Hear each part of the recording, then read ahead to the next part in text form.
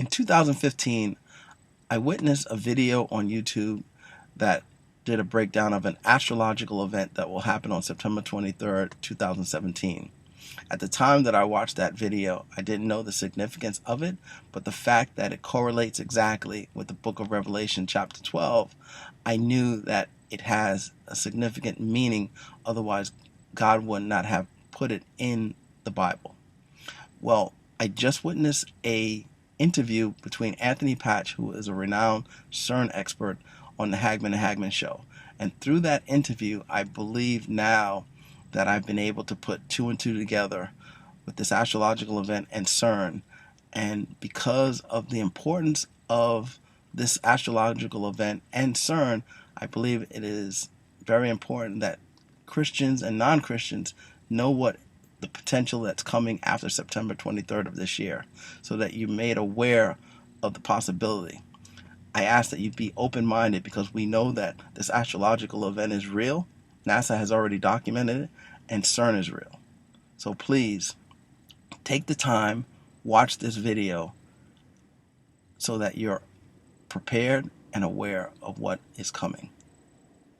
God bless.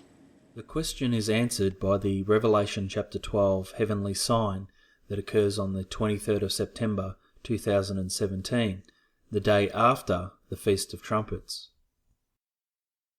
The arrangement of heavenly bodies on this day is a perfect match with verses 1 and 2 of Revelation chapter 12.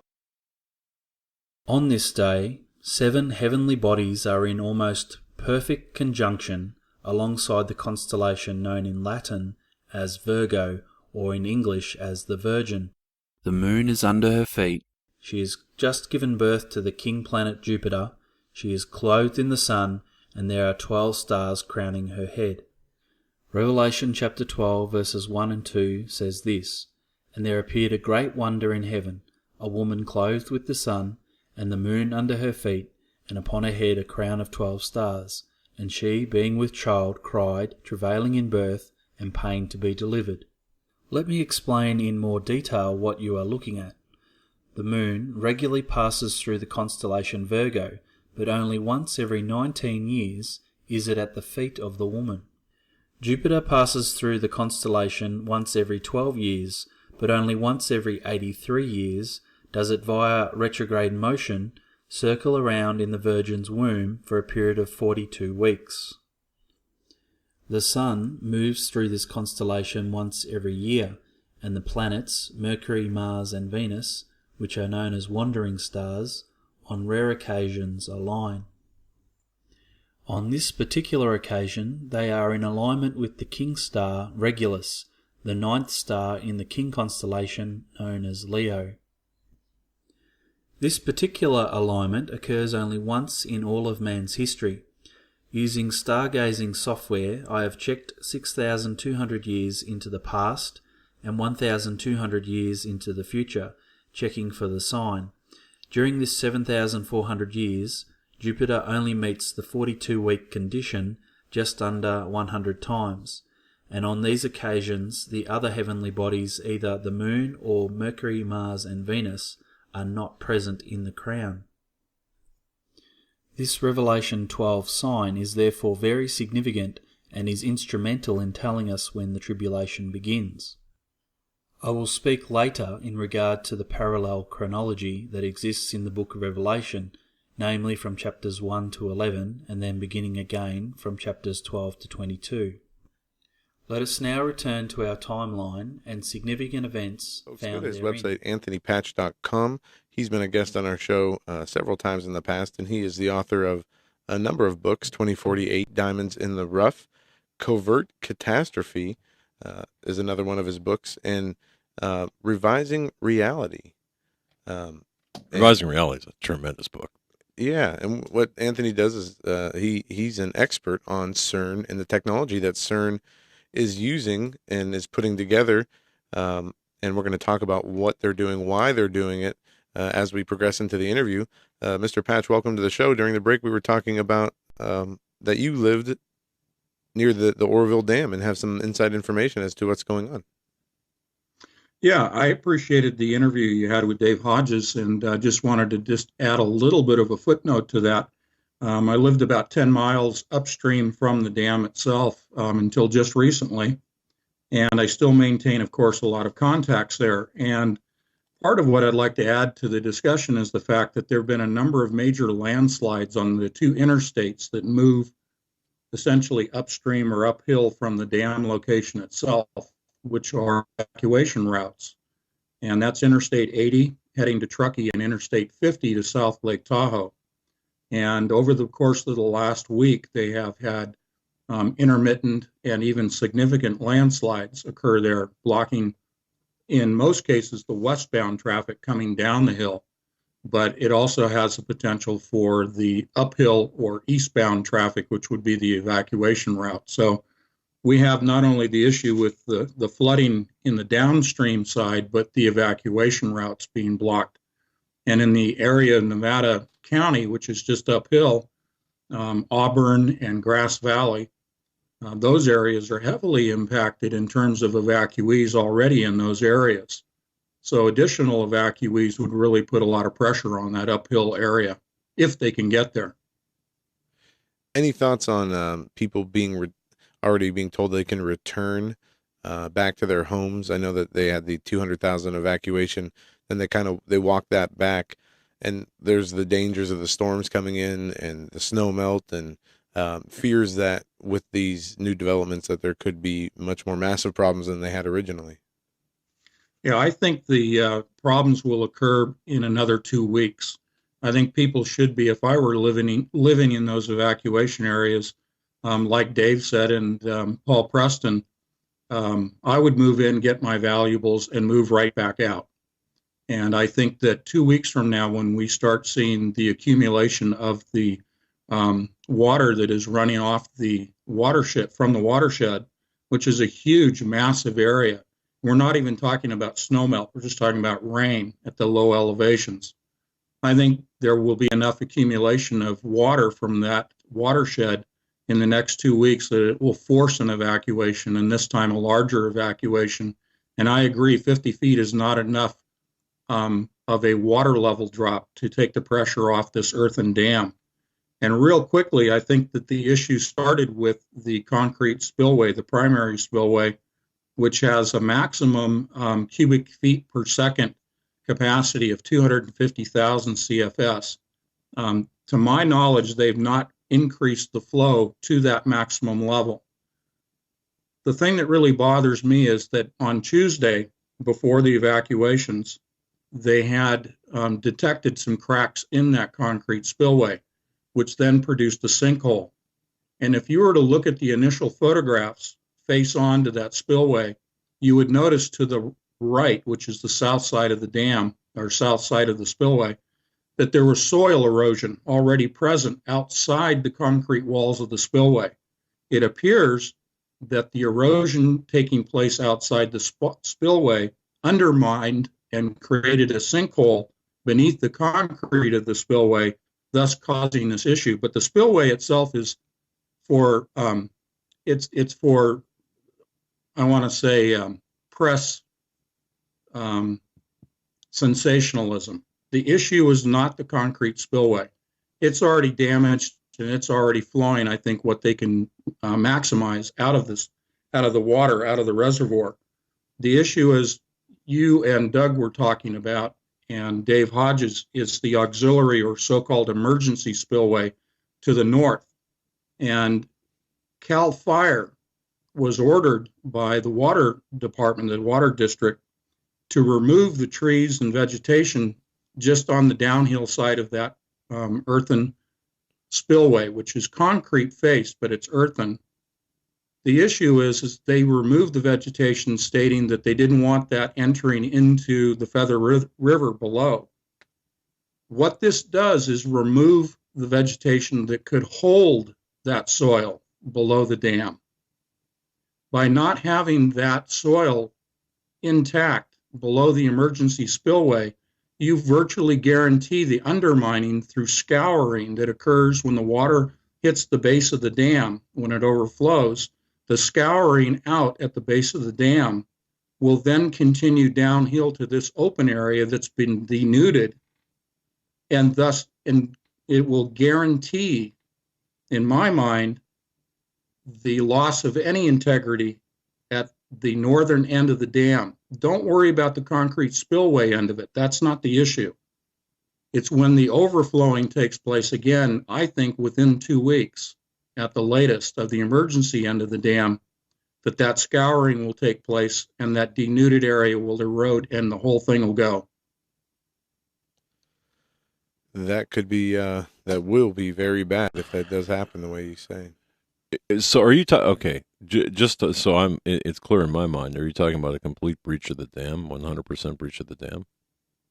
Yes, once that area, which is considered the emergency spillway, once that is lost, the entire dam will be lost.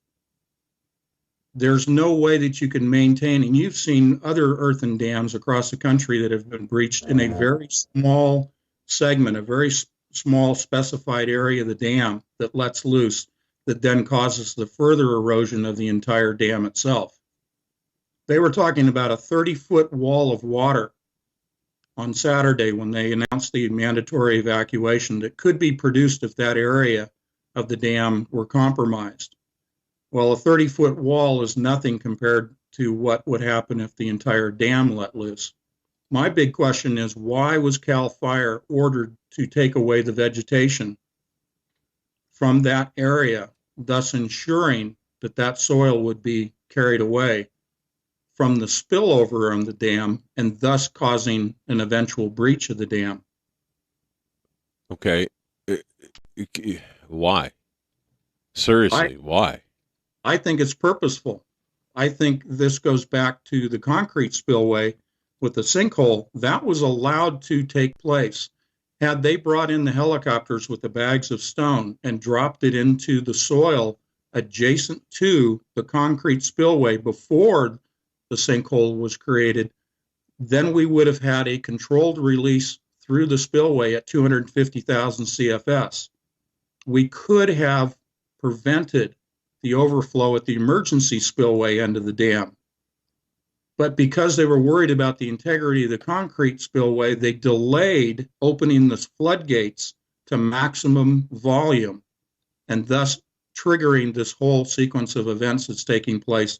And now they're behind the curve because of the 3 storms that are on the way. They're behind the curve. They will never get ahead of the game. And if we have a warm tropical front, which we do during the wintertime in California, if we have a warm tropical storm that comes through at high elevations, at snow elevations, then it will melt the snowpack.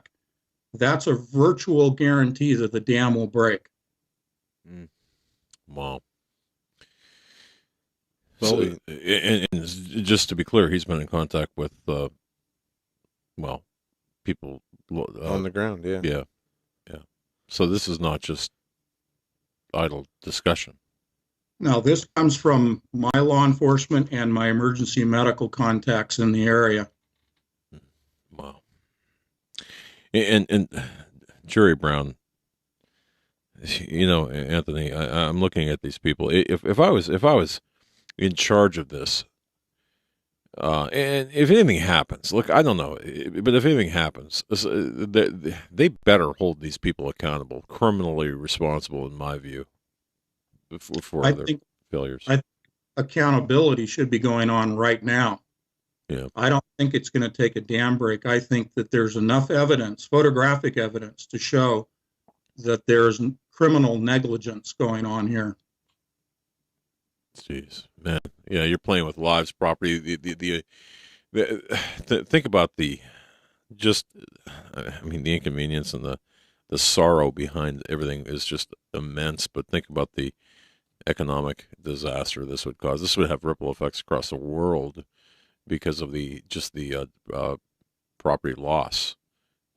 There's not enough insurance, reinsurance, and shared insurance coverage that would cover this.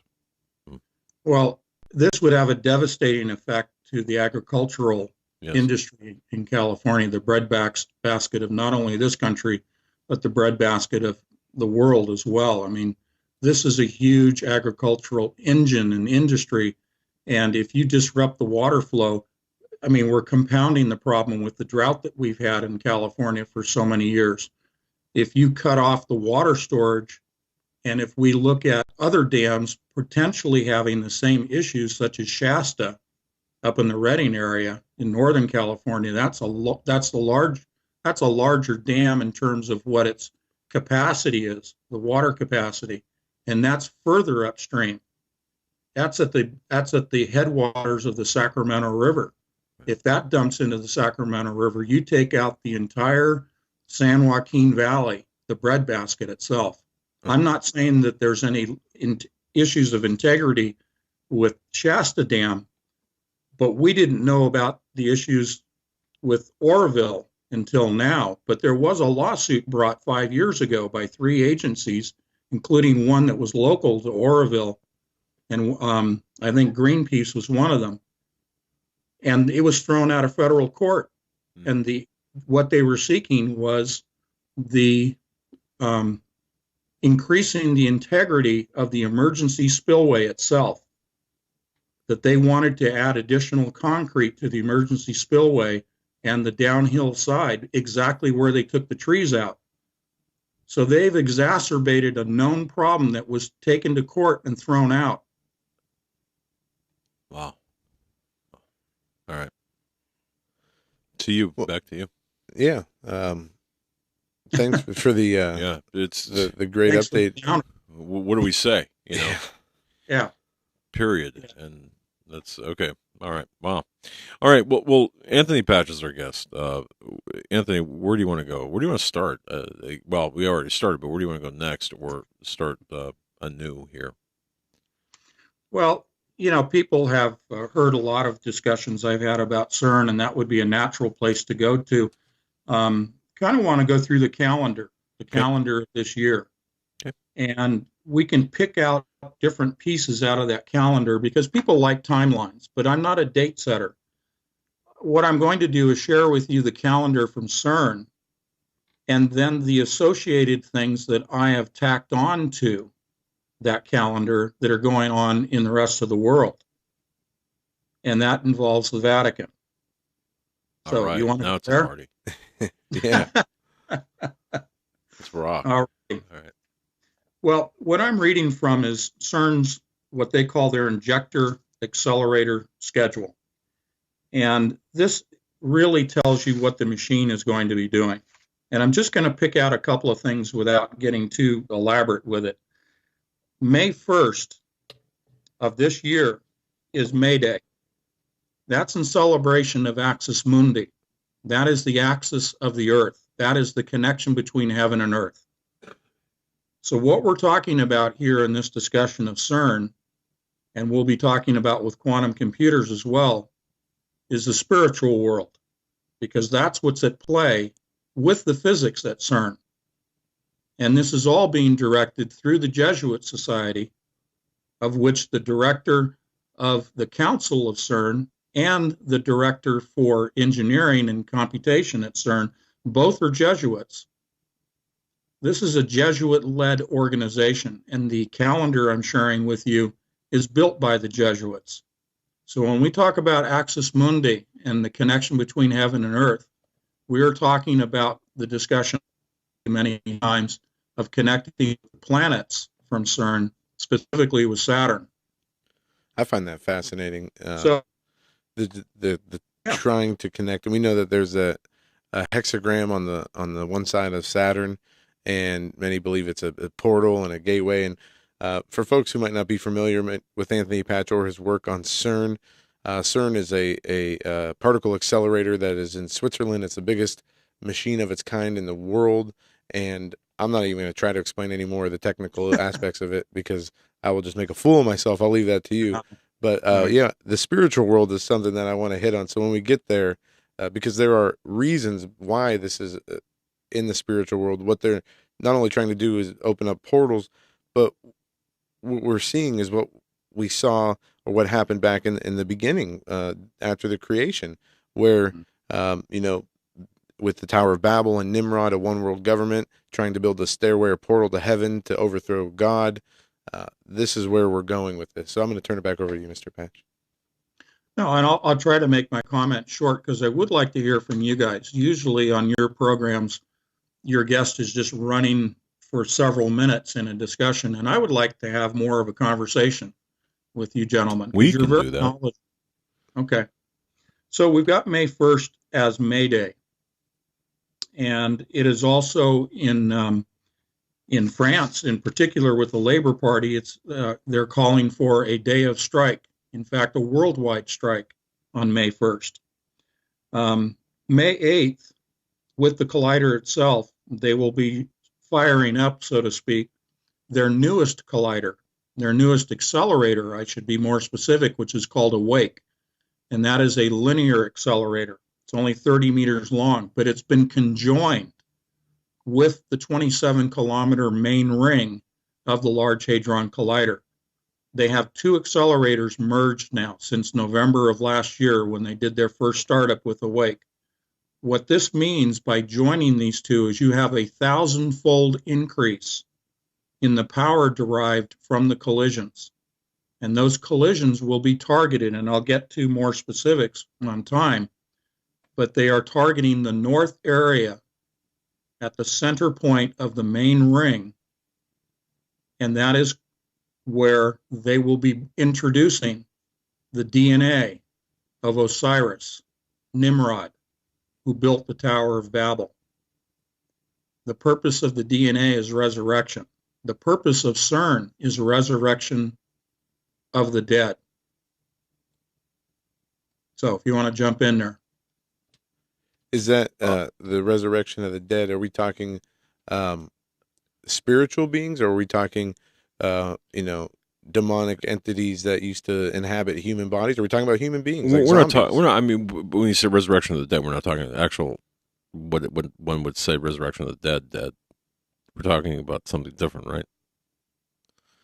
We are talking about the dead in the abyss. Okay. Because CERN is the doorway to the abyss. Okay. And they will be given the key to the abyss. So we are talking about back in the ancient times of Babylon, Sumerian, and also Egypt, in particular with Egypt. This was all their goal in the mummification of the kings and the gods for a later resurrection when the technology was available. Oh, okay. So is this something like what we read about in Joel, where there will be Joel's a fire? army? Yeah, there will be a fire, and it talks about the appearance of them as the appearance of horses and as horsemen. So they run, they make noises like chariots. They shall run to and fro like mighty men. They shall climb walls like men of war. They shall be thrust with a spear, but no sword shall pierce them. They shall not be wounded. Yeah, Joel's army. Yes, in addition to the locust army. All right. So when we get to that point, we know we're in the tribulation period. Are we going to see a setup to this? Are we going to have to see the man of perdition reveal himself to be the Antichrist before this happens, or is this something that could happen before the Antichrist comes on the scene? Yes, I believe this is before the Antichrist is made known, that this is the resurrection not only of the dead in the abyss, but the resurrection of the spirit of the Antichrist. And one of the indicators of that is Revelation 12, September 23rd, when we see the birthing of Jupiter, of the spirit of the Antichrist. Now, many people are looking at Revelation 12 and relating it to perhaps the rapture. I'm not a date setter. It's conceivable. I adhere to the doctrine of imminence when it comes to the rapture. But what I think is more specific to the birthing in the constellation of Virgo that we're watching in Revelation 12 is the spirit of the Antichrist being birthed, and therefore the Antichrist later being revealed, following September 23rd, being revealed to us. Now, for folks that might not be familiar, there is on the 23rd of September, there is an astrological event. What's talked about in Revelation with the woman clothed with the sun and the moon at her feet. There's going to be a conjunction where, if you look up in the sky, that's exactly what you'll see. And many people using computer programs like Stellarium and other astronomy programs say that this is the first time that this has happened or lined up in such a way where it matches with what Revelation says. Yeah, it's been 6,000 years since this last alignment, and it will be another 6,000 years, according to Stellarium's software, that we'll see this alignment. All right. And I would just say that, I'm very, the date thing, everybody knows, not to set dates, no man knows the hour. But like the blood moons, like the jubilees, it speaks to the signs of the times that we're in. Yes. And it's not to say that something is going to happen or that this is exactly what Revelation 12 was talking about, but it is very interesting when we see these events and they're happening, in proximity with this, huge technological expansion and the quantum computers, which we'll get into in a little bit because the advancements that they've continued to make there are unbelievable. But all these things seem to be happening in the same time, and they continue to be condensing as they continue to happen, which is cause for concern and cause for us to keep our eyes open. Yeah. You're expecting things to happen, though, right? I mean, because we haven't seen anything happen. Well, let me back up here. We talk about CERN. Nothing's happened, right? Nothing's happened yet. Depends on where you're looking. Well, exactly. But I mean, to the average person out there, nothing's happened. Right. Okay, so go on. Yeah, no, the obvious question is, well, there's been a lot of discussion by myself and others for several years about their goal is to open a doorway, to open a portal. Well, it hasn't happened yet. Mm-hmm. Well, that's because it's a matter of timing. And the timing is driven by their worship, their pagan belief in the constellations and their reverence for what they see as their godheads, their deities in the heavens, specifically Orion. And now we have Virgo, but we have to keep in mind that this is their belief system. It is not the belief system of those of us that are Christians. And I love it. It's their. That's right. Belief is the driver of action. It's not what we believe. It's what they believe, and it's not our timetable. It's their timetable based on their system of worship and the dates and what have you. And I like how you put that, folks. Our guest is Anthony Patch. Go to anthonypatch.com. Joe, I'm going to kick it to you. Take us out. Anthonypatch.com is the website. There you can find links to a bunch of his interviews that he's done. He's got pages of research that are available for free. His YouTube channel, as well as the trailer for his books and excerpts from his Revising books. Reality, his book. Yeah. We'll be right back with Anthony Patch after these short messages. Stay with us.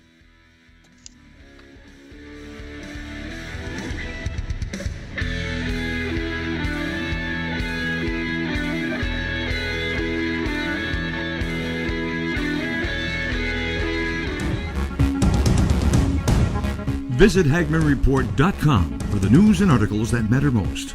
Stay tuned. We will be right back.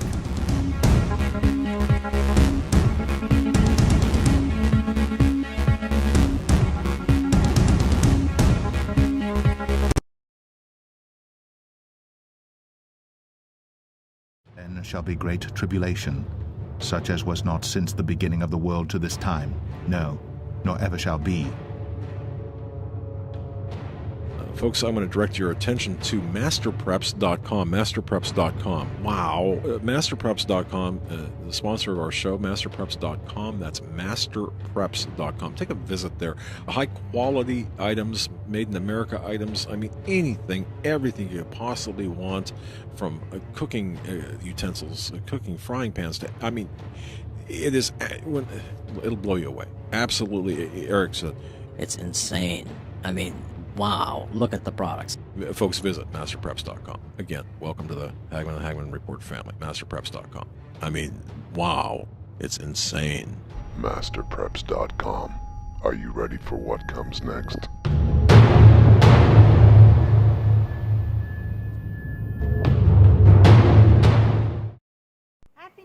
from all of us at Trading Post in the Woods. We pray you have a healthy, safe, and prosperous 2017.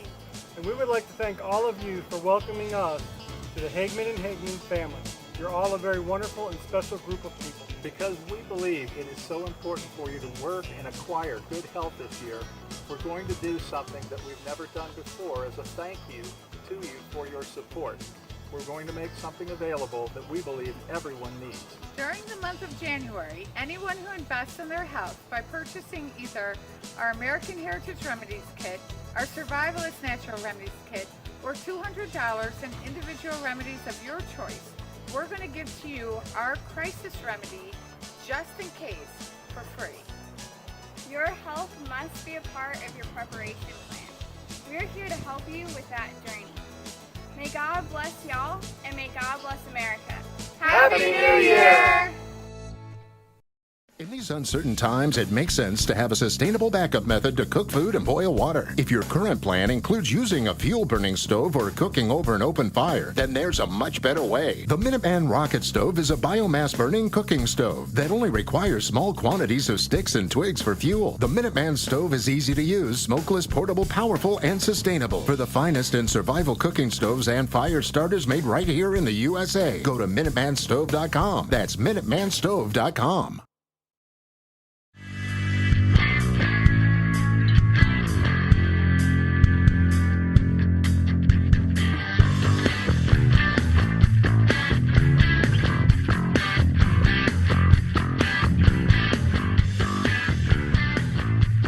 You are listening to the Hagman and Hagman.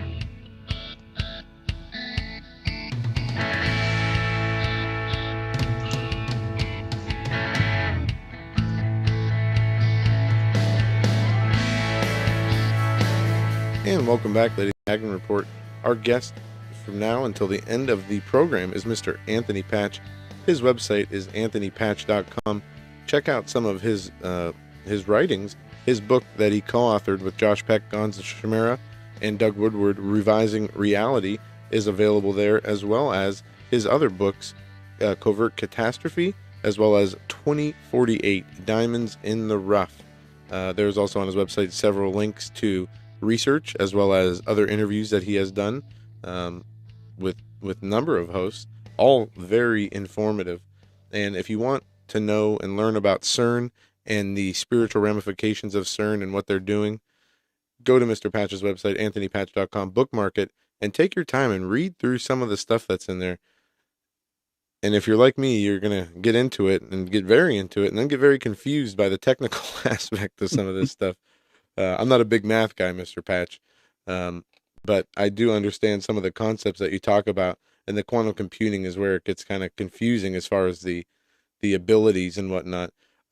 I don't know where you want to start in this segment, but if you have nowhere to start or nowhere specific you want to go to, is CERN? I'll ask this question to start out. How about this?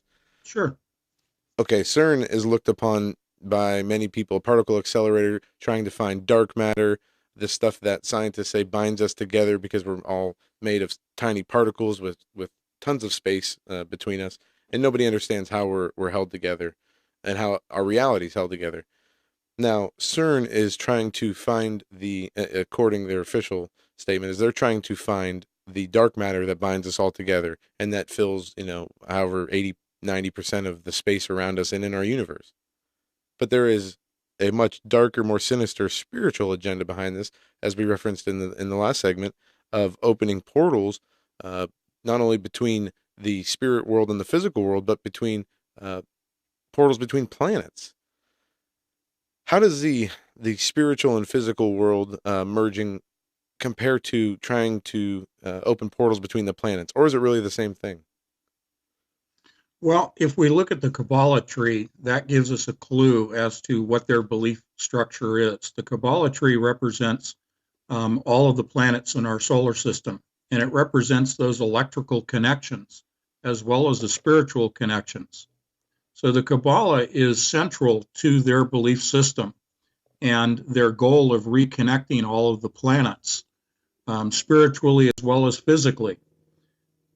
If we step back from that to a larger picture, the pagan worship let's say more specifically, the worship by the Egyptians was of what is known as the terrestrial heaven.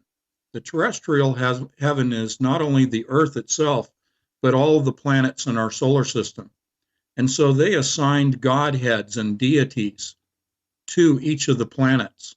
And they worshiped the planets in their different aspects, whether they were male and female dual aspects, or their aspects as to their behavior, their personalities. And so the planets are represented by the Kabbalah tree, and that is the terrestrial heaven. And up until the time of Christ, the pagans were not aware of what is known as the celestial heaven, the heaven that exists beyond our solar system. And so they only knew the planets and therefore worshiped the sun, the moon, and the stars, as it says in Scripture, and that we are commanded not to worship the sun, the moon, and the stars, the terrestrial heaven. The pagans worshiped them. What we were called to worship, of course, was God and Jesus Christ and their occupancy of the celestial heaven. So that differentiation, I think, will help people to quantify or put into some kind of a tangible representation why the planets are important to the pagans and why the planets are important to the people at CERN, because their frame of reference is that terrestrial heaven. They're trying to breach the veil between the terrestrial heaven to gain access to the celestial heaven where God and Jesus Christ sit on the throne. So when we talk about opening a portal in a spiritual sense, that's the dynamic that's at play. It is moving from this terrestrial perspective to a celestial perspective. Now, I don't know. This next question might be a little odd. The purposes of the portals, are they for the human beings? Because in my understanding, spiritual beings should be free to move about if they're not in the abyss, if they're not in hell, would be free to move about not only the planet in my mind, but in our solar system. We see in references in Job and other references in the Bible where the devil even comes to the throne of God and has conversations with him. Sure. So is this for the purpose of bringing this on the earth, or is this for the purpose also of bringing this to the physical human sight and mind? Well, it's a two-way form of communication. It's allowing entities to come through to us that are at this point barred. It's allowing that, as we said earlier, that army from the abyss to enter our realm, our reality. They want to open the doorway to the abyss. Okay. That is their stated goal. But the other part of that, as you said, is for humans to ascend. In the New Age parlance, we hear of the fifth age, which the fifth age is due, the age of Aquarius is due in September. We're moving from the Hebraic calendar date of 5777, to 5778 in September. That, according to Nostradamus, now I'm not an adherent of Nostradamus, but I just cite it, September 9th is the birthing of the new age, the fifth age. That's the age of Aquarius. That's the golden age of Kronos. Kronos being Saturn, the timekeeper. So what they're looking at is the ascension from the New Age perspective, the ascension of mankind through this portal to that celestial heaven, which was the goal of Nimrod in building the Tower of Babel, was to reach to heaven. And it was that celestial heaven that he was trying to gain access to. It's the same agenda at play with CERN now, is for humans to ascend to that new level that the New Age practitioners always talk about in the fifth age, is moving to that celestial heaven through this portal. Okay. Select humans, though, right? I mean, or so what you just explained was that we have. I think I've lost the signal.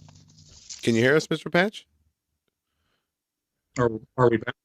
Yeah, can you hear me? Can you hear us?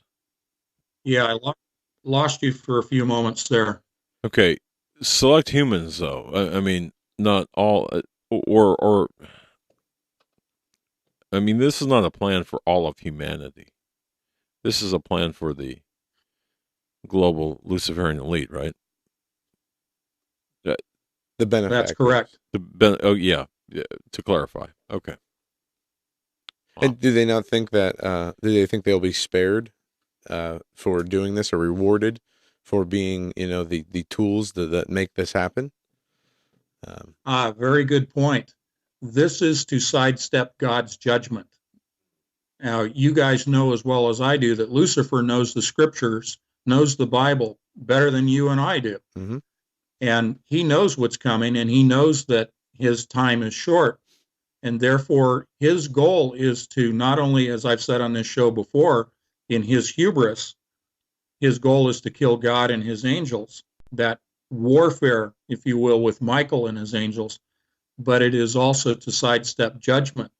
He truly believes in his grand deception in his own mind that he can defeat God. Yeah.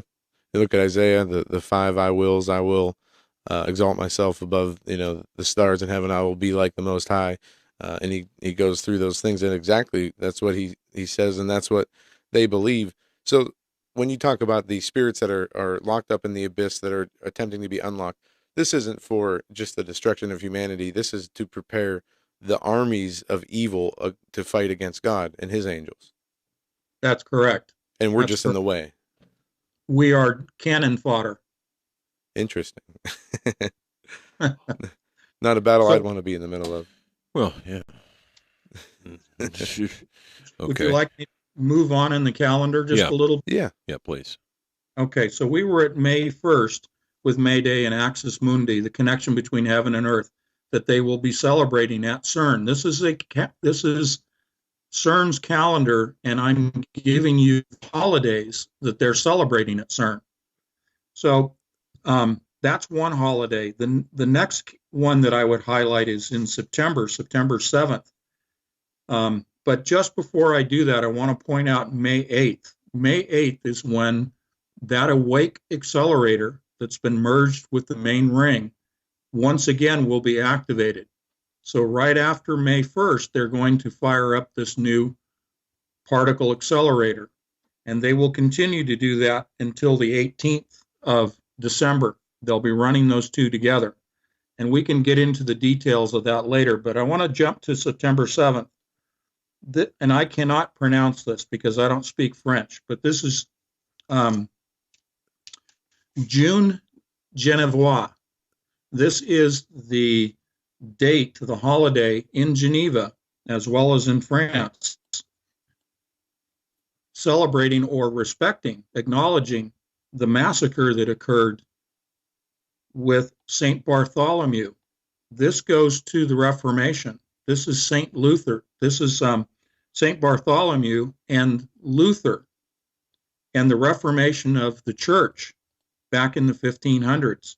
St. Bartholomew was skinned alive during this Reformation. And the reason that this is pertinent to our discussion of CERN is that St. Bartholomew is depicted in the Vatican by Michelangelo on let me look at my notes here. This was when the persecution of the Protestants took place in Lyon, France. But the Last Judgment in the Sistine Chapel in the Vatican, the Last Judgment is depicted in the dome by Michelangelo of St. Bartholomew. And St. Bartholomew is depicted as a man holding his skin. He was literally skinned alive. And so this ties back to my first comment about the Vatican being involved with CERN. CERN is celebrating, they're taking the day off to celebrate the massacre and the martyrdom of St. Bartholomew and the Reformation of the church. This all ties into the one world religion. What is going on with the Vatican, with St. Francis, is the merging of all of the Protestant religions with the Catholic religion, forming the one world religion. This all ties into the agenda at CERN because they want a one world government, which essentially that's what CERN represents right now, is a one world government with the countries that are involved at CERN, and the fact that it is like the Vatican, it is a separate entity. It is a nation state. CERN is. Same as the Vatican. The Vatican runs CERN, and they are trying to bring together this one world government and one world religion. And that is what is behind driving this agenda to open this portal at CERN. So go ahead and jump in there. These dates that you're going through on the calendar, are these stepping stones that they're taking to get to a final place, or is this calendar? Do they have I guess my question is, do they have a plan, a step-by-step plan, or are they pushing limits to see if it'll get them where they want to go? And what happens if they miss something? Yeah. Well, I don't think that they're going to miss anything. This has been very deliberate. I think in the physics progression, in the scientific progression, they've hit all their landmarks. They've been successful. And according to Revelation 9, they will ultimately open the portal. They will be successful. And this is part of God's plan. He's allowing this to take place. This is a tool of judgment. This is going to backfire on these guys. But the portal will open because it is the doorway to the abyss in Revelation 9. But September 7th, this whole St. Bartholomew is a stepping stone towards September 23rd in Revelation 12. And the birth that is taking place, as I said, the realization of the Antichrist spirit in the constellation Virgo. But there's a coalescence going on. There's a coming together in September. The Vatican is celebrating a 50th Jubilee and a 500th Jubilee, and also the 100th anniversary of Fatima. This is all happening in September. And Pope Francis will be traveling to to Germany, to Wittenberg, Germany, in celebration of the 500th Jubilee. The 50th Jubilee will also be celebrated, and that has to do with Israel. But the 500th Jubilee is this St. Bartholomew discussion. This is the Reformation. It is the co-Reformation. Co meaning the Protestant and the Catholic churches coming together in a co-Reformation. They are trying to merge all of the religions together in September of this year. Now that coincides with what is going on at CERN. So you have the spiritual in lockstep development with the physics world. Will it is it that clean of an event? Maybe that's a wrong question, or the improper way to ask that question. But would it be that clean of an event? The commingling of all world religions on the date certain. Do you know what I'm asking? Yeah. In other words, will there be a definitive declaration from the Vatican? Thank you. Yeah. I don't have enough information coming out of the Vatican to say that it will be a definitive declaration, but certainly this is going to be a celebration because of all these jubilees coming together. Now, what comes out of it, I'm not privy to in a factual sense, but in a point of conjecture, I think that will be when they declare a definitive one world religion. That's pure conjecture on my part. I have no facts to back that up. So, we're time is getting close. Yeah, I think there are enough signs in the sun and the stars and the moon and whatnot to say that, yeah, we are in that season.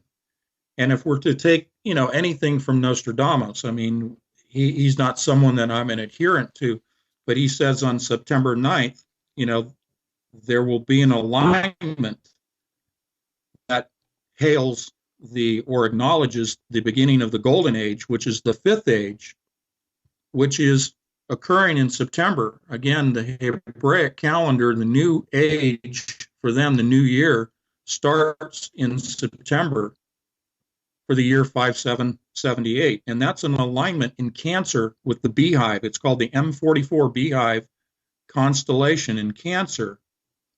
Lines up with Jupiter and the sun and the moon on September 23rd. So we have, from the pagan point of view, we have quite a few alignments that are taking place throughout September in the heavens. Wow. In any way that we can tell these what CERN is running and these high increasing the energy that they use to run their tests. We see the atmosphere in the globe today, this rising division, this hate. Is there I guess a perfect or an ideal atmosphere for these events to come forward? I mean, is there going to need to be, do they need this chaos and division in order to bring about this event that will, try to bring in a false peace? Or is this something that, they just do at any time and we will fall in line? Well, I think that if we pay attention to the constellations, not from a pagan perspective, but just acknowledging what going and tracking, then I think we'll have some hints as to what they want to try to accomplish. Will they be successful? It depends on what part of the agenda that you're talking about. I think in Scripture it commands us to pay attention to Israel, and Israel being the timepiece for the events that will unfold here on the earth. So in my mind, what I do is I pay attention to CERN and science in general, and I pay attention to Israel. And we see the latest developments with Netanyahu visiting Washington about, a single state, and Donald Trump, President Trump, saying he's happy with a two-state solution or a single-state solution. Well, for me, what I'm looking for is what will happen in terms of the timetable of the movement of the U.S. Embassy from Tel Aviv to Jerusalem. Are you guys still with me? Yeah. Oh, yeah. It's a little choppy, but no, we heard everything you said. And we did see Trump talk about moving the embassy to Jerusalem from Tel Aviv. We also heard that, it might take a little bit of time. Stan Deo, somebody and who's a guest on our show, said that that's a major step, prophetically, and it's very important to see that. Is it required in this timeline?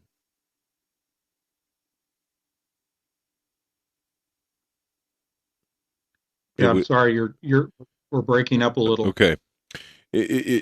What we're doing, we're coming up against the break, Anthony. We'll disconnect and reconnect, and hopefully we'll have a better signal, and we'll do that right now, and we'll bring it back before the break.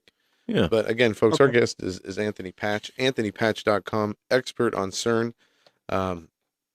I hope you guys can understand some of this stuff better than I can. Wow. I mean, so we're going through the calendar of CERN as he's laying it out, right?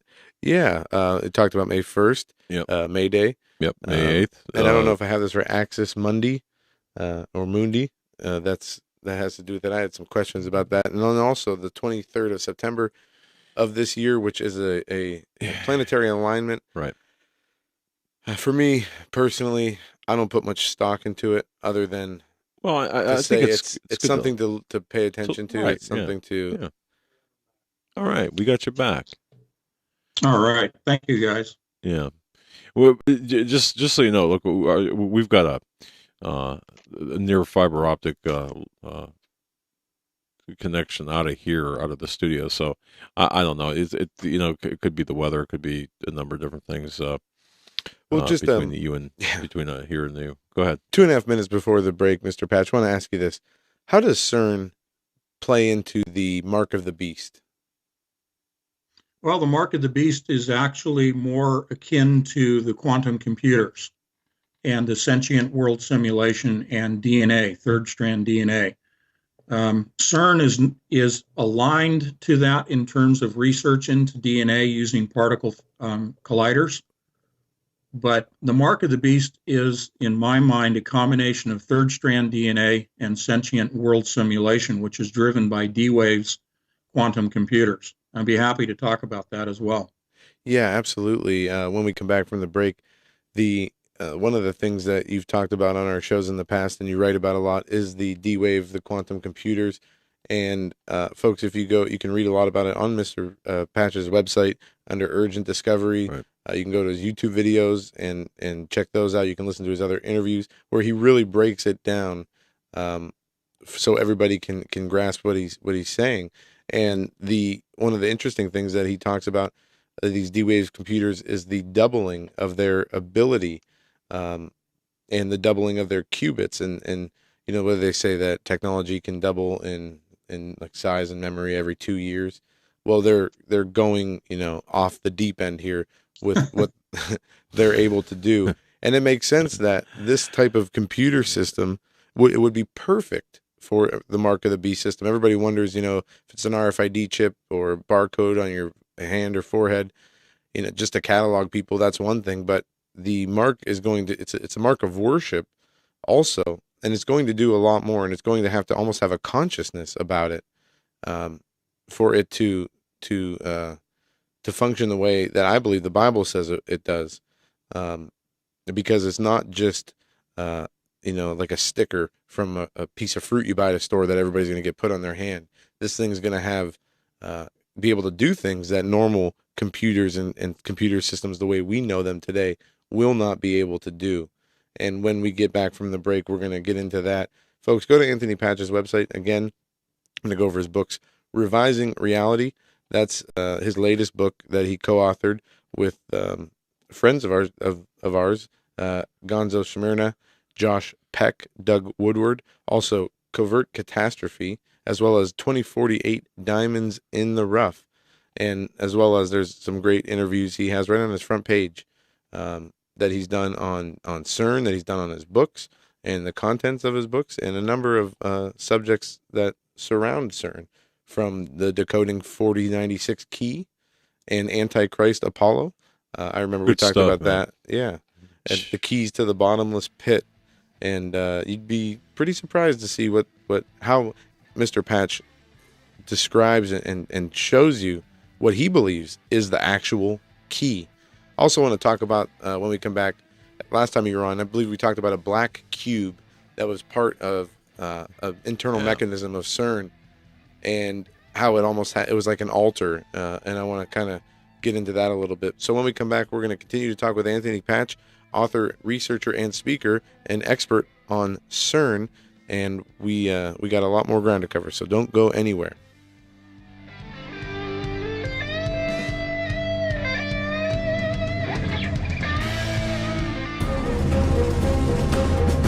Subscribe to our YouTube channel and bookmark HagmanReport.com. Stay tuned. We will be right back.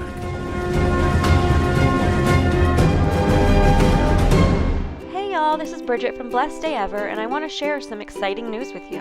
JD and I have just reopened our online store, blesseddayever.com, and we now accept all major credit card and debit cards. Among many new additions, we now offer t-shirts and onesies for the little ones. We are also happy to have teamed up with Jackie Hagman to create a photography collection. For our reopening, we are offering 10% off your entire order using code HAGMAN at checkout. That's HAGMANN. What better way is there to spread God's wonderful grace than to be a living billboard for Jesus? Visit blesseddayever.com, that's blesseddayever.com, to take a look at all of our new collections. No coupon required to receive 10% off. Simply type in code HAGMAN prior to checkout. That's HAGMANN. Thanks for stopping by, and have the blessed day ever.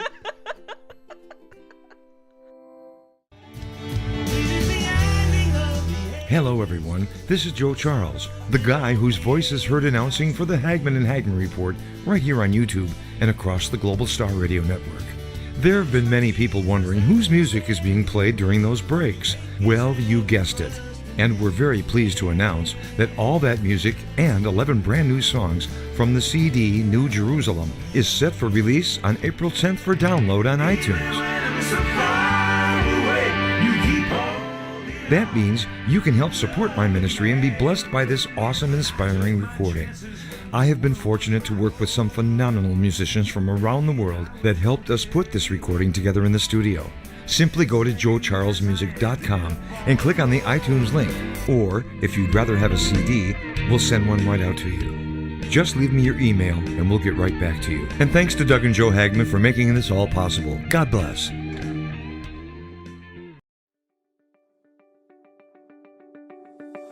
Color. It's one of the most powerful tools used to entice and engage people. Color affects your mood, evokes emotions, and communicates in ways words can't. In fact, people are 80% more likely to remember what they read when it's in color. Isn't that reason enough to have us print all your promotional materials in full color? And when it comes to full color printing, you need a reliable go-to partner, an expert, someone who understands your business, helps you connect with customers, and can offer up a huge selection of products. Someone, well, like us. Our expert knowledge in color and printing is exactly what you need to build brand awareness, look professional, and stand out from the competition. Give us a call today. We're more than happy to provide you with additional information on your next full-color print marketing project. As your dedicated full-color sales team, we look forward to hearing from you.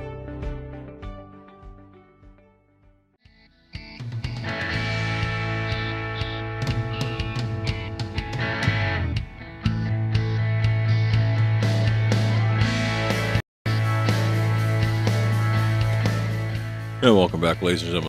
Just point something out to you. You know, we talk about potential disruptions in service, whether it be for whatever cause.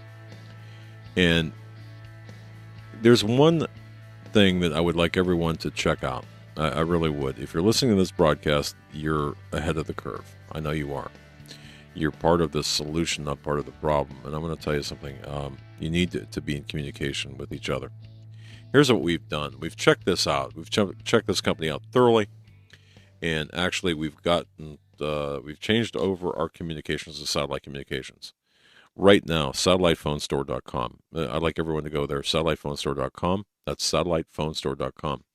They have Iridium 9555 satellite phones on sale at via satellitephonestore.com. But here's what they look like. I mean, it's just like a normal cellular phone. You know, you don't need one of those big dishes that you used to see back in the 1970s or 80s in the yards. You know, this is it. This is the key to communicating when everything else goes down. And I'll tell you something. This is comparable to a cell phone plan, really. You do need line of sight vision with satellites. You can't use these indoors, obviously, but when everything else stops working, this is what you need to go to, satellite phones, and this is the key. We checked out all sorts of companies, all sorts of plans. Bottom line, satellitephonestore.com. That's the answer. They have the best of the best. They are the best of the best. Here's the product, one of the many products. But again, be very serious. When things go down, use a satellite phone. Get one for you, get one for your wife.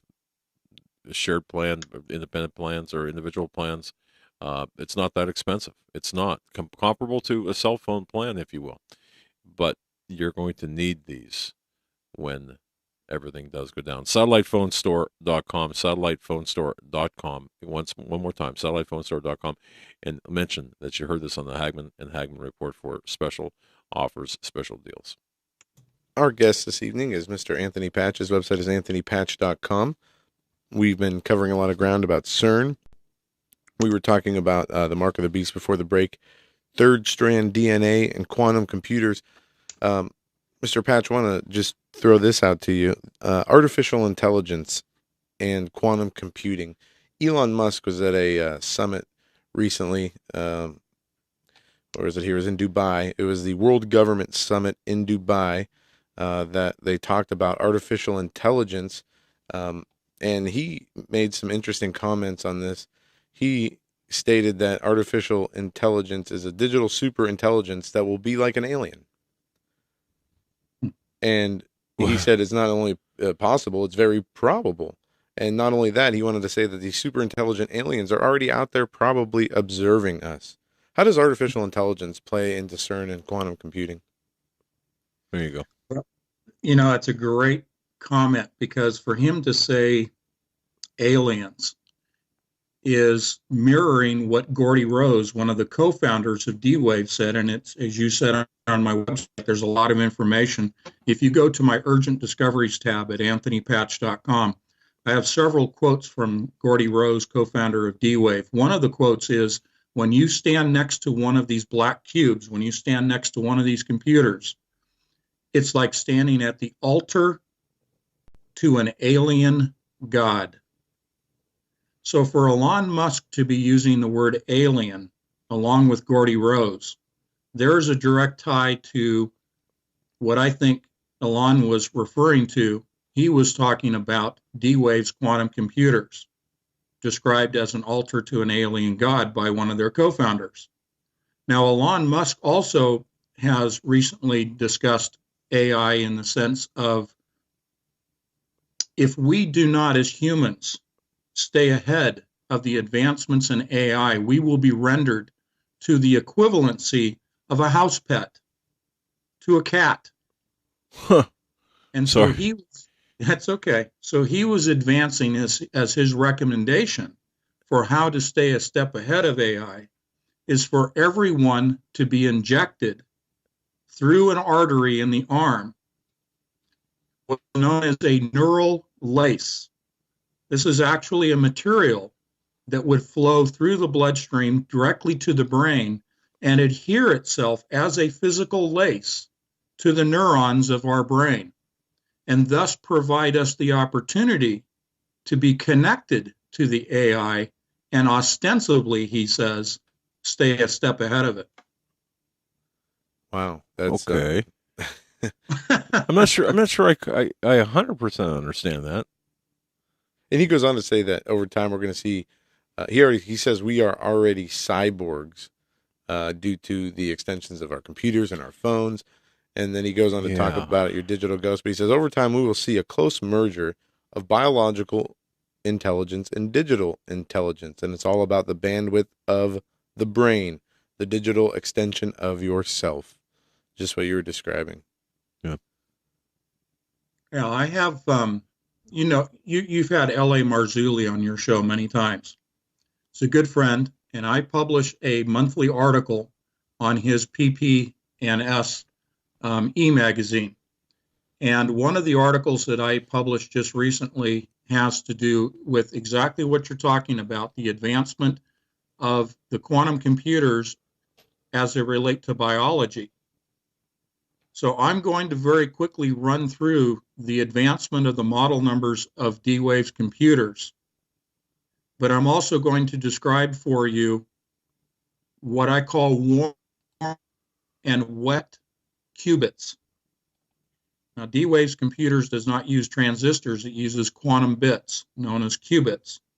They have produced a biological quantum computer that in its first version was compared directly numerically to the number of qubits in human. Human is a quantum computer, quite literally. It's not an analogy. So that, if you like, but they exceeded the human brain beyond that to two more models. They've exceeded the number of qubits in the human brain with their biological quantum computer. So I'll let you jump in there. So like you said, we would be reduced to house pets, basically. Yeah. Or yeah. And this is where you get them calling for, universal wages for everybody, because the computers are going to be running everything and humans are going to, be basically obsolete. I mean, there's just so many avenues. I mean, so many possibilities. And we're talking about CERN. We're talking about the Large Hadron Collider out of Switzerland, and the science behind it. But the stated goals and agenda is completely different from the reality, or the revising of the reality, as Mr. Patch's book is titled, of what they really want to do, which is all spiritual in nature. It's satanic in nature. Right. And has nothing to do with science other than the fact that they're trying to use quote unquote science to unlock these keys in people of darkness. Which, right. Where are we on the calendar? Getting back to, again, I 9/23, September 23rd, got that. Is there more, or is that where it ends? I don't mean to kind of jump around here, but I got a reason for asking this.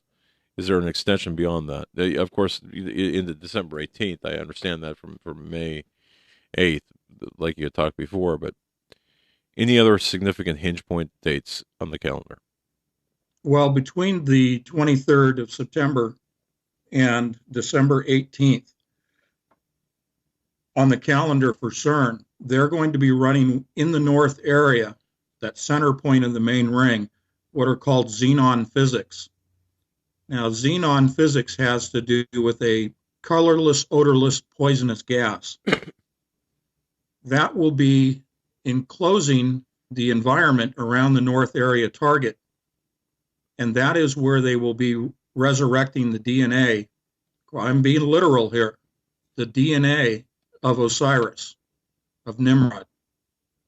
And this is done utilizing the four main detectors at CERN. The four main detectors not only look at and measure the collisions that occur between accelerated particles, but if you reverse engineer the design and the components, they are massive 3-story tall MRI machines, like you'd find in a hospital. And that goes directly to DNA sequencing. DNA sequencing means that you develop a digital model of DNA, the sequence of it, the human genome. And thereby, once you have a digital model in a piece of software, you can then resequence that DNA, and utilizing the amino acids and nucleotides, the building blocks of DNA, you can then recreate a biological copy of the original from which the digitized DNA was derived. But you can also, before you resurrect that DNA or reconstitute it using an MRI machine and a sequencer, you can also change that sequence to whatever pattern you want. And create a new biological life form. Now, one last thing, I'll let you jump in. Not only are the detectors an MRI machine, but they are also bioprinters. They are 3D bioprinters for the purpose of reconstituting the DNA as a life form. That's fascinating. That's what I was going to ask you. It's just basically a 3D printer. But where do they get the source DNA? That's my next question. Do they need an ancestor? Do they need original DNA? Or do they just need to know? I guess, how would they know the gene sequencing of Osiris from back then today? Is it an ancestor, or is it preserved DNA? One of the reasons we went into Iraq was to retrieve the head of Osiris, which is in a jar, which is containing what they call the sacred fire. And the sacred fire protects the DNA of Osiris. Quite literally, the Vatican has in its possession the head of Osiris in this jar, and it will be transported anywhere between September 9th and September 23rd to the North Area target at CERN, and they will begin the resurrection process. All right, let me see if I get this straight here. The head of Osiris is in a jar in the Vatican. Yep. And where'd this come from? The Iraq, right? Yep. Probably from the Baghdad Museum. I'm sure it wasn't on display. No. It's got to be pretty gamey by now, right? Yeah. Now you go to Egypt, the mummies, as I said at the outset of the program. The reason for the preservation of the bodies is for a latter-day resurrection. We're in that latter day.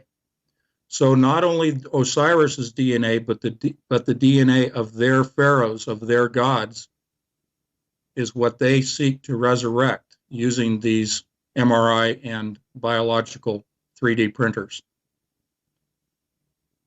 Now, this is all the technology that comes out of, for example, as one person that I've noted in many of my interviews, Dr. Craig Ventnor. His human genome was the first genome that was sequenced, and that was done at Berkeley and in Walnut Creek right next door.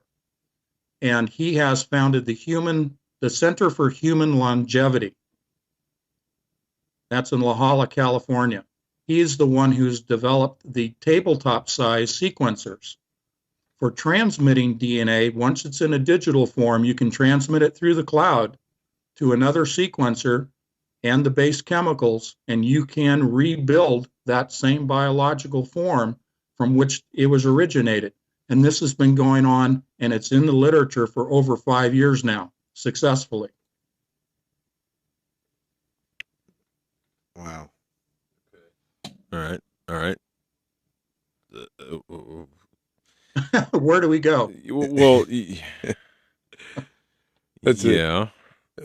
And when talking with you, Mr. Patch, you leave us scratching our heads half the time, wondering where do we go? I mean, how is this? There's just so much that we're covering in it. But how long would this process? Let me go. I'm still hung up on the head of Osiris and the DNA sequencing and stuff. How long was this going to take? In other words, because I've seen a 3D printer work. It takes a while to kind of print out in 3D whatever you're printing out. So I don't use quantum computers either. Well, yeah. But how long is this process going to take? Just a matter of minutes. Yeah, that'd be something to see.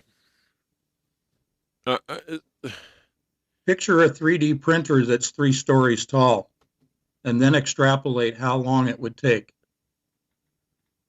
Yeah, I guess size does matter, huh? It does. No, folks out there, they're familiar with the Illuminati card game. There's a card in that deck of cards. Head in a jar is the name of the card. And inside there, they have a person's head cut off, and there's a jar with liquid, and it looks like there's a machine hooked up to it. But a lot of people will show these cards as they were created decades ago that show like 9/11, the Pentagon attack, and many other catastrophes and things that happened. And just for searching Osiris head in a jar, to see that card pop up, that's pretty amazing. Yep. Wow. Okay.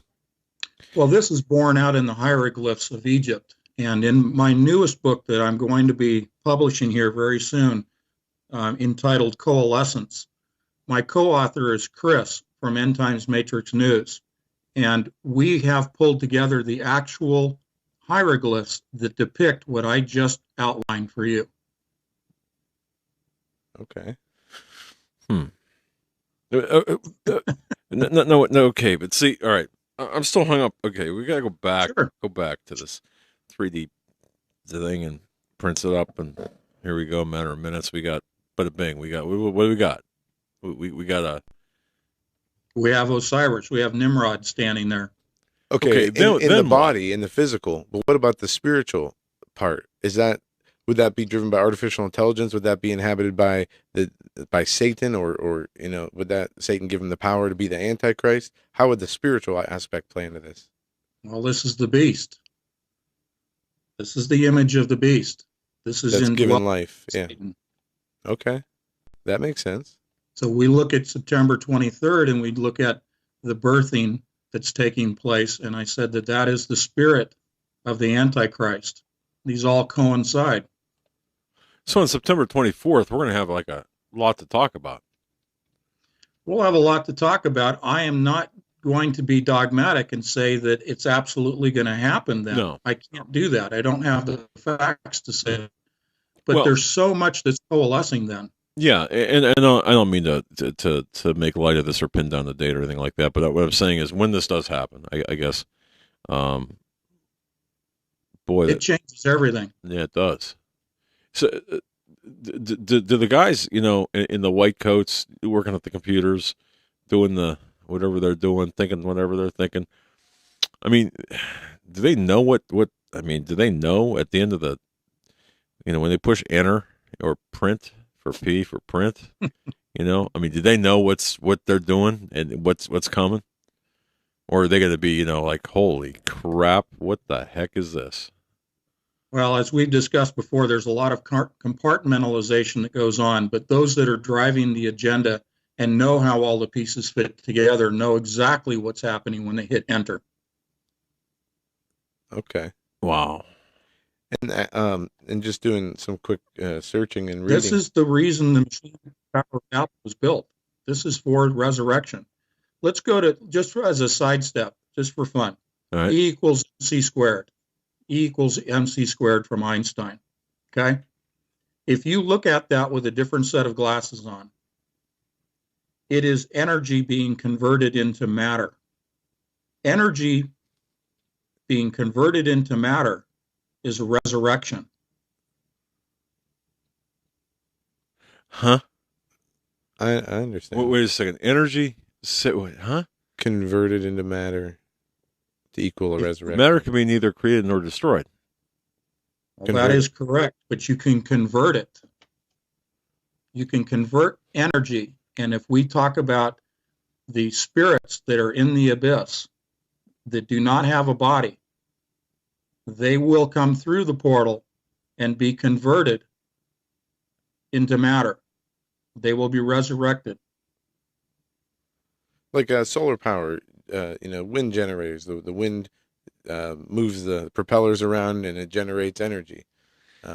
Same basic concept there of turning one form of energy into another. And we're stepping into the metaphysical discussion here, but the spiritual is energy. It does have an energy form. And when you open a portal to another side, which is a realm of energy, it is not living matter, but you're allowing that spiritual energy to come through, it can be converted through this resurrection process of this technology we're talking about into a physical form. Wow. It's what I've talked about on previous shows as digitized DNA, and that's an analogy, but digitized DNA coming through the portal, much like I just described in transporting or transmitting it through the cloud using a sequencer. It's the same process. Resurrection is done through sequencing of DNA. Right. Okay. I kind of get that, although it makes me feel really ignorant when we're talking about this. I mean, this is talking at several levels above my comprehension, but I kind of understand what you're saying, and I think most people do, at least in theory. Yeah, I'm trying to take what I read in the journals and make this very simplistic.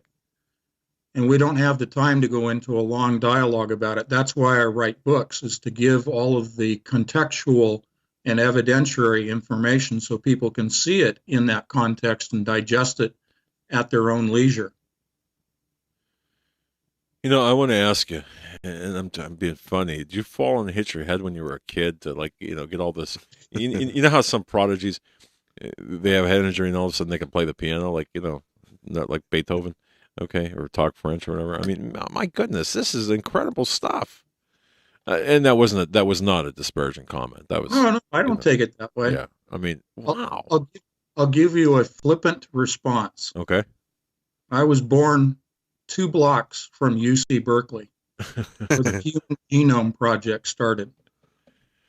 Okay, I have been dropped. I mean, it's ridiculous. I've been dropped into so many things. Let me give you just a quick pebbles on the trail scenario. I was born at Berkeley, which is where they developed the particle accelerators with Dr. Lawrence. That was where they developed the atom bomb with Oppenheimer and Lawrence, okay, and Teller. I grew up in that neighborhood. My father was a general practitioner. His patients, many of whom worked at the Rad Lab up on the hill. When I was 10 years old, I was taken up to on a tour with my father by one of his patients, a physicist who ran the cyclotron. And I walked across the tops of the magnets of the cyclotron as a child. And this is a massive circular ring of magnets. And they were using them for a host of things, but they were developing isotopes for the treatment of cancer, specifically thyroid cancer. And I witnessed a patient being bombarded in his tumor in the neck by the cyclotron in the early days of oncology. So I was immersed in this. Now, Lawrence Livermore Laboratory is a 20-minute drive from where I grew up. The human genome was mapped in Walnut Creek, which is next door to where I grew up. It's the next town over.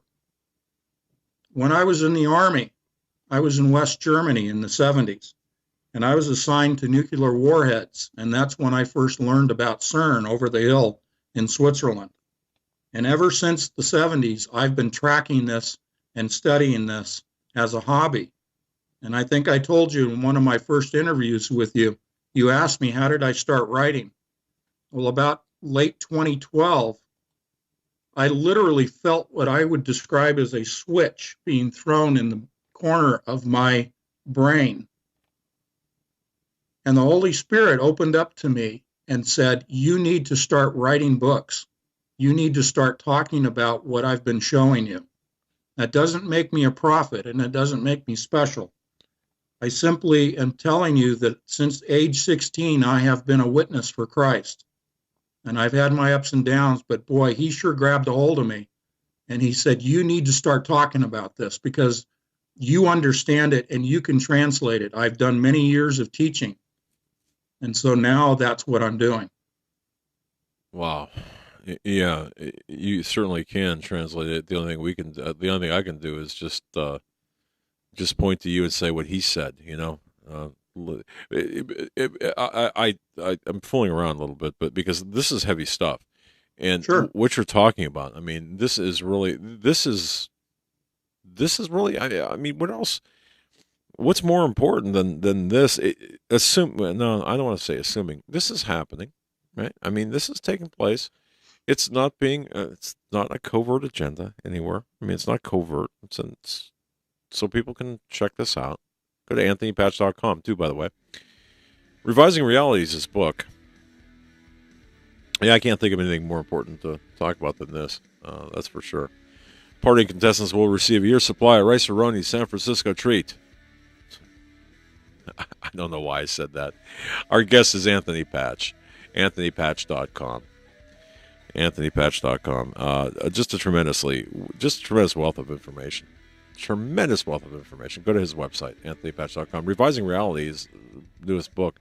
Grab a hold of that. It's a fascinating read. Here, I'm right back, sir. We got 3 minutes.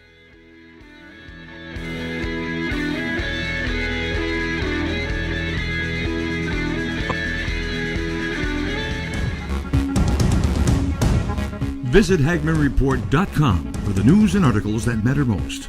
Stay tuned. We will be right back.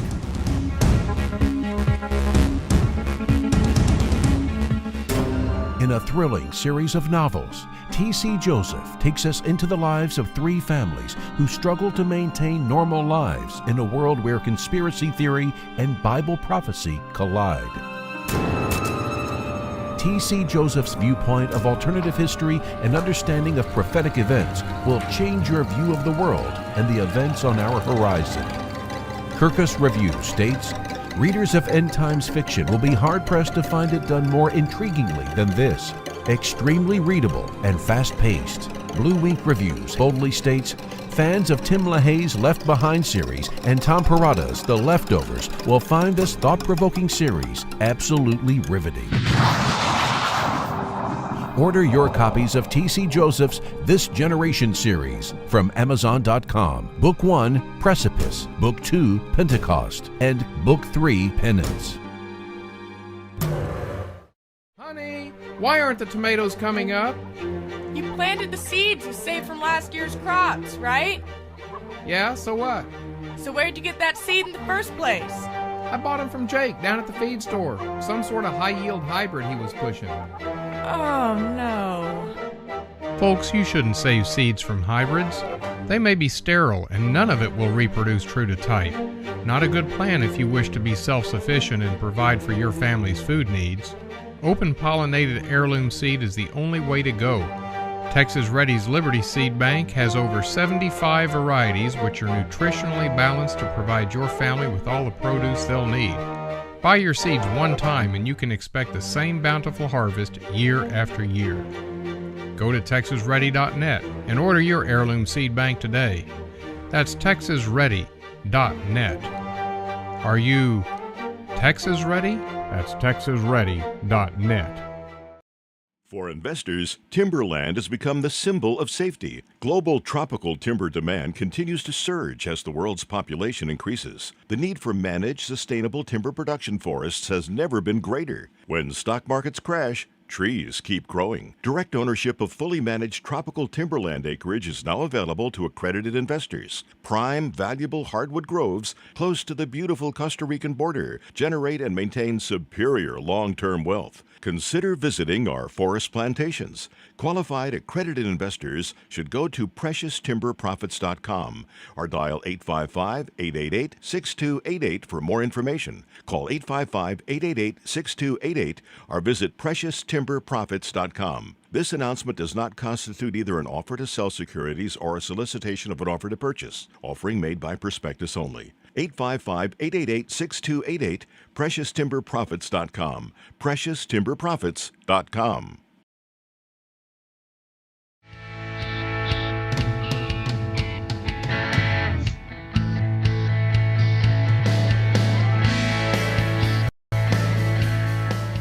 The Hagman and Hagman Report, HagmanReport.com. That's the place to go. Bookmark HagmanReport.com. And folks, do us a favor. Go to Hagman Report or wherever, HagmanHagman.com. That's the show page. But subscribe. Excuse me. Subscribe to our. I'm going through the puberty. Subscribe to our YouTube channel. Subscribe to our YouTube channel, please.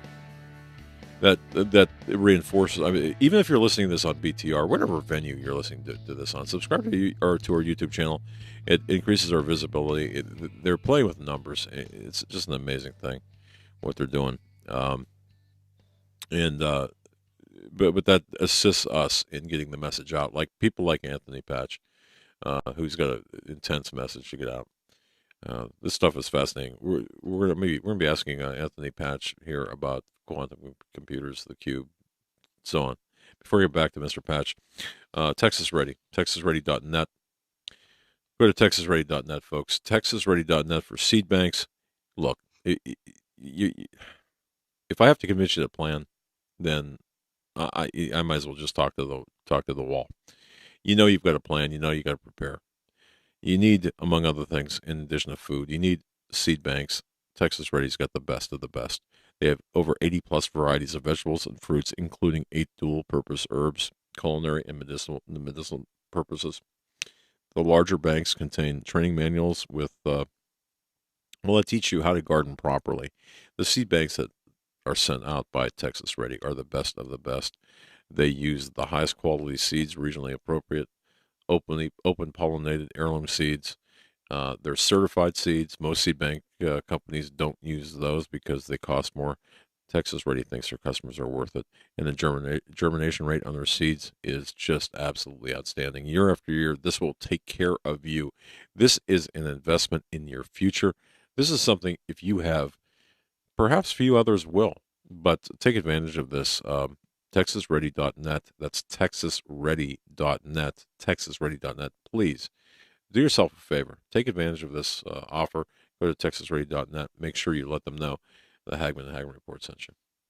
All right. We're talking with Anthony Patch. He's been with us since 8 o'clock, being very gracious with his time. He'll be with us and through the end of the show, which is this segment.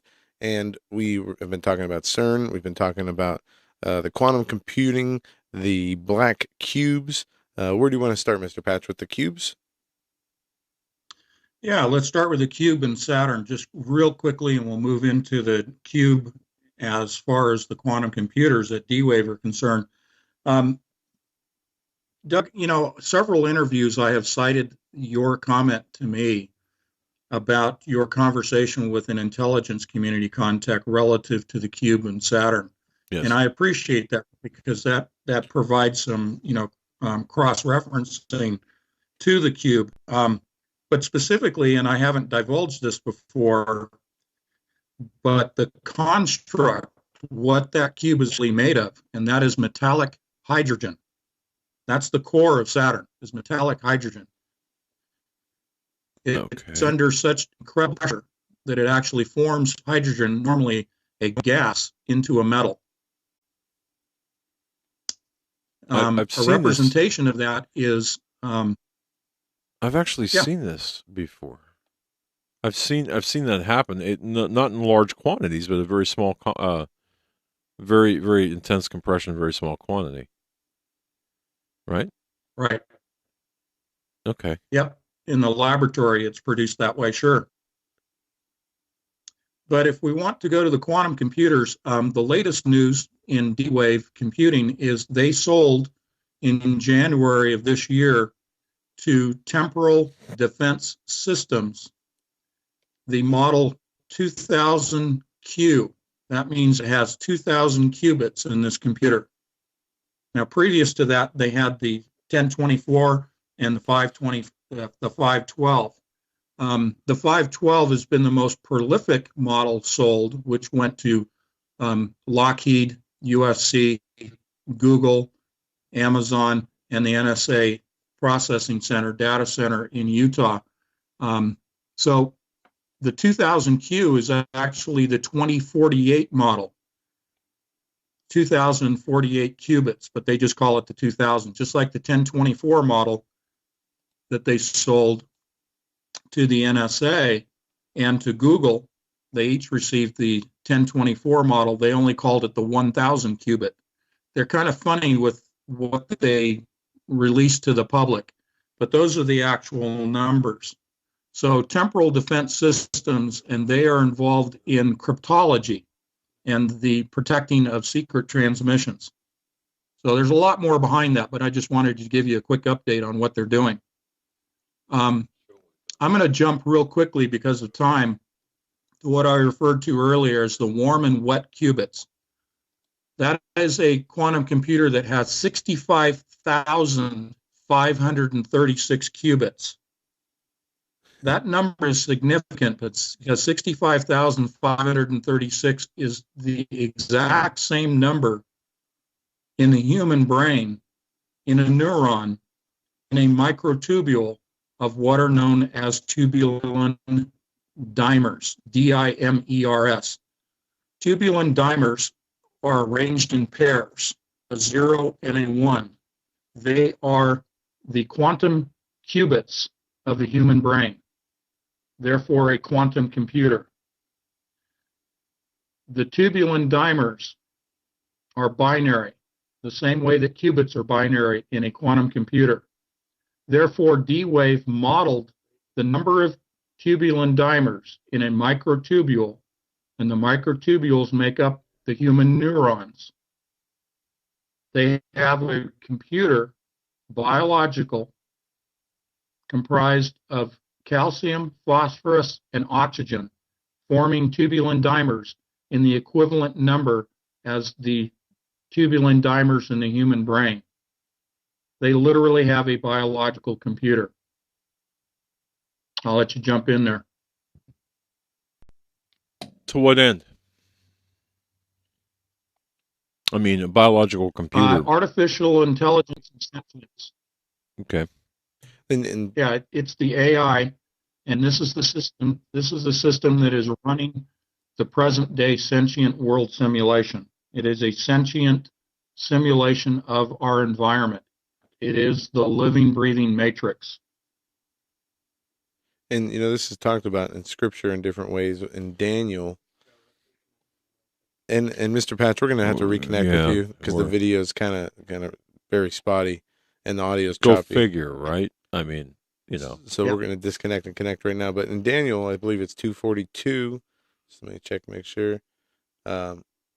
It's in chapter 2 somewhere. It talks about how they will try to cleave. Okay, that humans, the angels or Nephilim, will try to cleave with humans, but they will not be successful in the end times. And this is when the description is being given of Nebuchadnezzar's dream of the different kingdoms. And it says about how they will try to cleave to one another, but they will not be able to mingle. And when we're talking about the recreation of a biological entity, that the Antichrist, Nimrod or Osiris reborn, I mean, to me, that's just, it's amazing. And what's even more amazing is, if you do some research on this, there are arguments that people like Gary Stearman have made. Tom Horn has written a book about this, and there are lots of theories, and I say theories backed up by scripture and scriptural interpretations about how this could happen and how even the scriptures lay it out. And it's very eye-opening. One thing we do know is that as in the days of Noah, so shall it be in the days in the coming of the Son of Man, when Jesus returns, before Jesus returns. We know there's going to be the mark of the beast, the one world Antichrist kingdom will be here, and Jesus will crush it upon his return. All these things were foretold in the Bible. And when we look at this from a biblical and a scriptural perspective, it makes a lot of sense. Now, there's a lot of theories on how it could happen or which way it could happen, but I think we can all agree that CERN is being used as the primary tool to make this happen. Not only to merge the spiritual world with the physical world, but to bring back this Antichrist kingdom with the keys to the bottomless pit being the key opening the bottomless pit to release these entities with the Antichrist. Yes, CERN is the key to the bottomless pit, one, by location over the bottomless pit, but two, in conjunction with the quantum computers from D-Wave, because the key is a cryptological key, and you have to break Shor's algorithm 2048 and 4096 in order to break that cryptological key. That's why the key to the bottomless pit that's given to the angel is a code, and you have to break the code with a quantum computer. And then in order to have the beast system, you have to have these models of computers that I will quickly run through. If you'd like to hear the string of the numbers, I can give those to you. Yeah, indeed. I think people would like that. Well, what I have not disclosed before is the 12th model. I'm going to start there. There's 12 models of D-Wave computers. The 12th model has 262,144 qubits. That's 262,144. That's the 12th model. And as you know from Scripture, 12 is a very significant number. Now, working back from that, I'm going to just give you these numbers very quickly. The first model they released to the public, I think I just lost you guys. No, we're still here. We still have you. Okay, I lost the image, but they started at 128, and it progressed all the way up to the 12th model. So 128 was the first model, and I'm not going to give you all the numbers in between, but the 12th model is the one I just gave you. So the biological computer that I mentioned at 65,000 was the 10th model. They've got two more beyond that. The sentient world simulation that I mentioned is from Purdue University, 2006, their white paper, 2007, though its simulation went live. The simulation, as it developed, works lockstep with the development of the model numbers of the D-Wave computers. D-Wave runs not only the sentient world simulation, but it also runs what's going on at CERN and will be controlling the opening of the portal so as not to create a vacuum bubble as described by Dr. Stephen Hawking. I take it a vacuum bubble would be bad, huh? Well, it would expand at the speed of light, according to Hawking. And so the quantum computer, which is an interdimensional communications tool, controls that.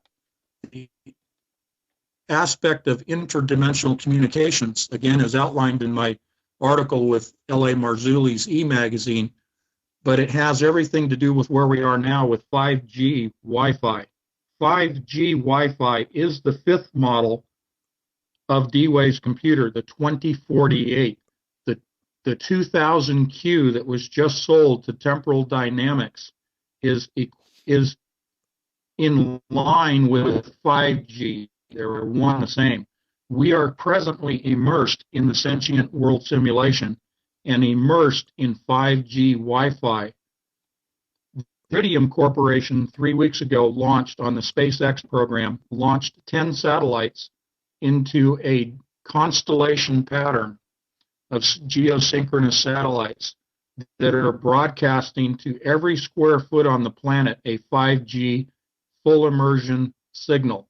And that ties to Temporal Dynamics and D-Wave's 2048 2000Q computer. And that's only the fifth model out of 12.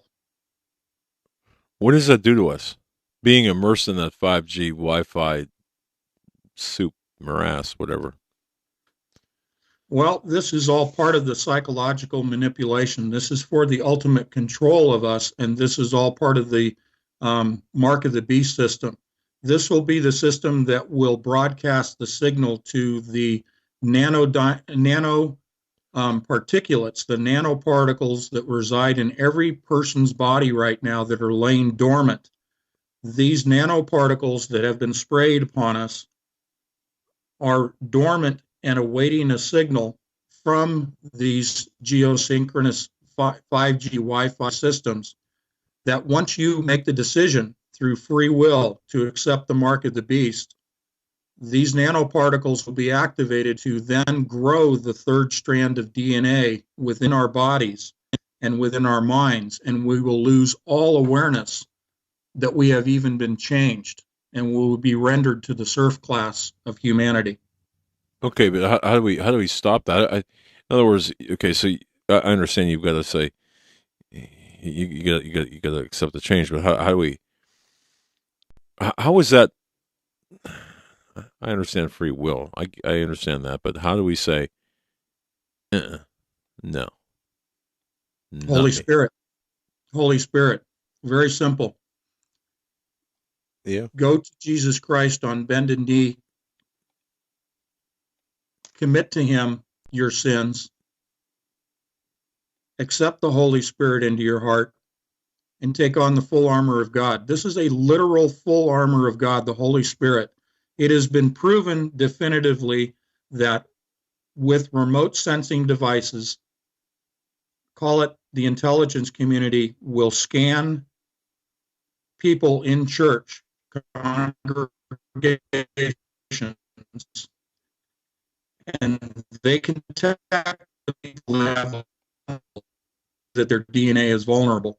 This is not conjecture. I read the papers, and I present you the facts. Wow. Therefore, the full armor of God from the Holy Spirit protects and shields our DNA from this signal that will activate the dormant nanoparticles. It was interesting. I just read a story yesterday. I did not watch the video. There was a video attached with it that showed a 5G network being set up, and it showed the effects that once it was turned on that it had on livestock, on cattle that were in this area. And just from it said that they were acting crazy, running around, acting in ways that they never acted before. And it does raise the question, and Dr. Ted Broer is a guest on our show all the time. He talks about how, we need to do what we can, turn our phones, turn our Wi-Fi off, especially when we're going to sleep, to protect ourselves from this, because we are, there's still a lot of questions about what effects this can have on you. Can it influence you? Can it alter your moods, your behaviors? We already know that DARPA and the government have created a number of different weapons, from being able to project voices directly into your head, to be able to microwave your insides, and weapons to make you have anxiety, to give you stress, to make you angry, to alter your moods and to alter the way you feel. Absolutely. It's a control system. Yeah. But okay, but how soon, if the mechanisms are in place, what are we waiting for? Yeah. I think we're waiting for September. I think it comes full circle to our discussion. I think that what they're really waiting for, and I'm not putting a date to the rapture, but I believe that because the Holy Spirit is the restrainer, as I view the Holy Spirit, once the restrainer is lifted by way of the rapture, then everything they have in place that is standing in the wings, it's much like a baseball team. You got the guy who's waiting to go to bat. He's in the dugout. Everything's in the dugout and ready to go. I don't see that they need any further advancements in technology to achieve their goals that we've been discussing. So I think they're waiting for the rapture. All right. I'm just, I don't know, like everyone else, I think I'm processing all of this. Well, without regard to the rapture aside for a moment, okay, we've got to make it, you've got to make a conscious decision will have to be made to be part of this system. If you're not part of the system, well, okay. You'll be persecuted, you won't be part of society. I guess my question is, why would there be a free will? Why allow this? Why allow free will here? I mean, why are they playing by the rules? Because they can't overcome God's plan. This is all God's plan, and God's allowing all this to happen in His time, to His schedule, and by His methodologies. Yeah. Okay. Yes, Satan gets away with what God allows him to, and has to work inside those parameters, and that's the way it has to be. The devil or Satan thinks that he has been wronged by God, that God has treated him unfairly, and has, through his pride and self-deception, has spent all of his existence trying to prove to everybody, humans and angels and all included, that God is unjust. So God is allowing Satan to work, just like Job, just how Satan was allowed to afflict Job, first by taking away his livestock, and then his family, and then his health.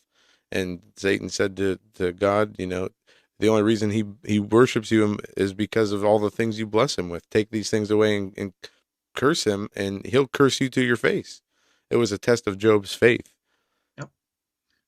All of this discussion about technology and the spiritual, for me, as a witness for the glory of God, is to provide people evidence that I hope will make them stop in their tracks, think about the reality of what I'm talking about and that you guys are adding to, and realize that a choice has to be made.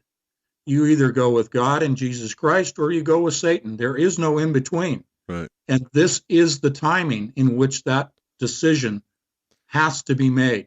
This is not fear-mongering. This is the hope.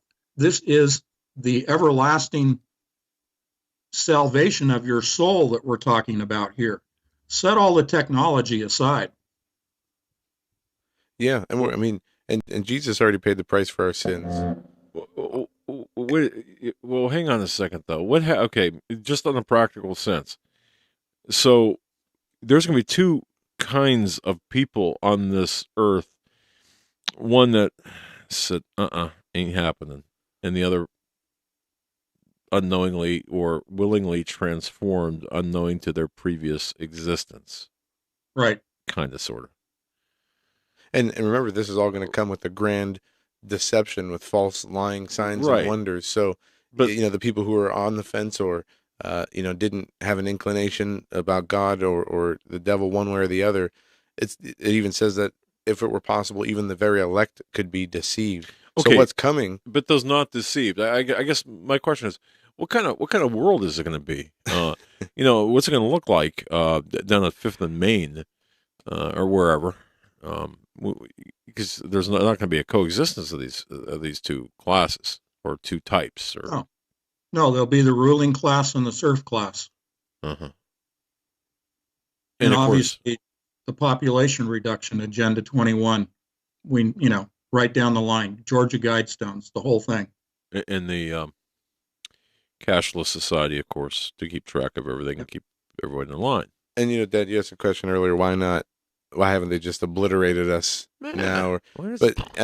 My first thought is always, well, we're their bread and butter. This is how they get their money, through taxes, and they get their work done through the manipulation and basically modern day slaves. But at the same time, we have to remember it's more than economics. It's a spiritual battle.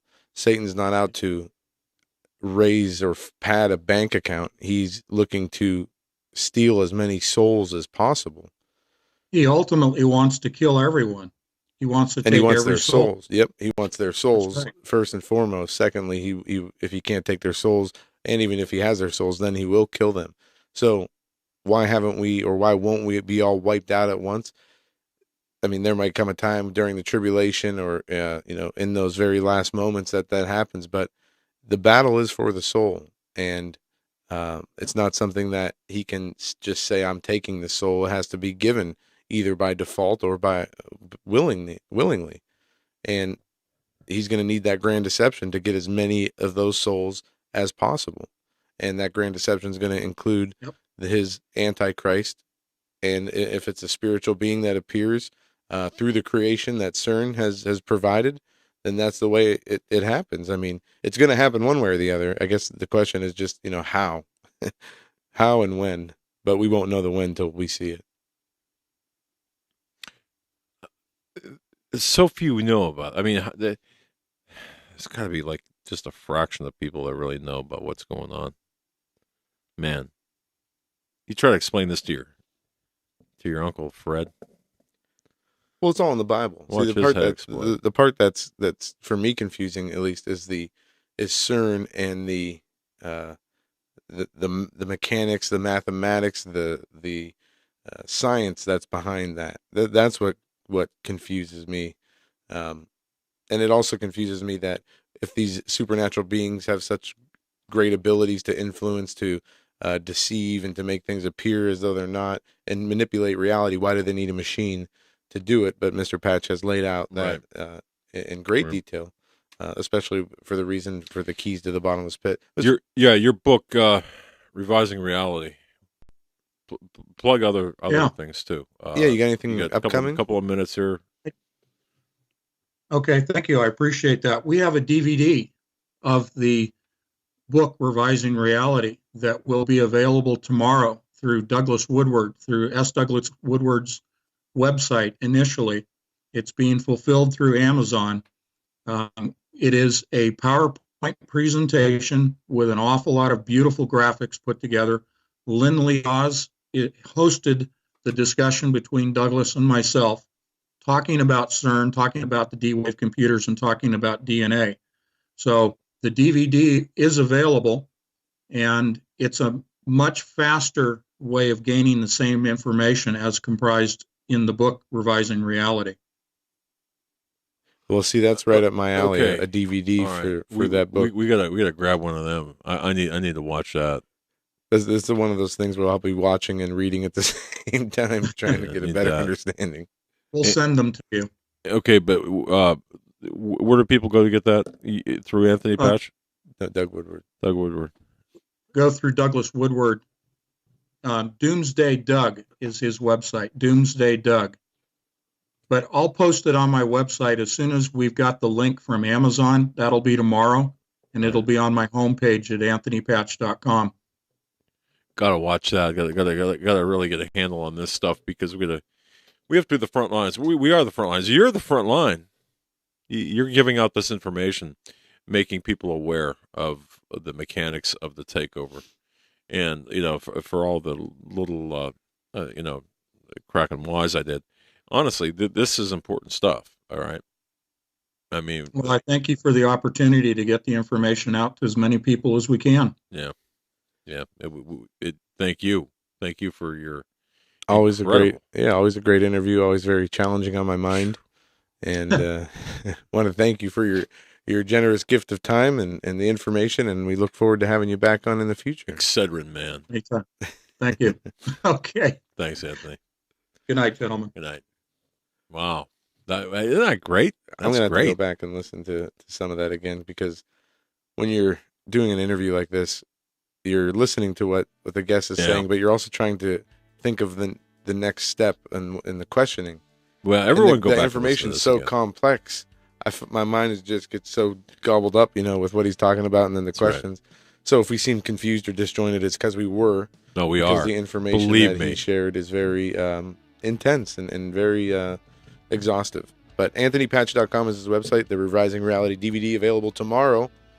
Go to doomsdaydoug.com. There should be the Amazon link for the DVD tomorrow. That'll do it for us tonight. Until tomorrow, stay safe. God bless. We'll be back.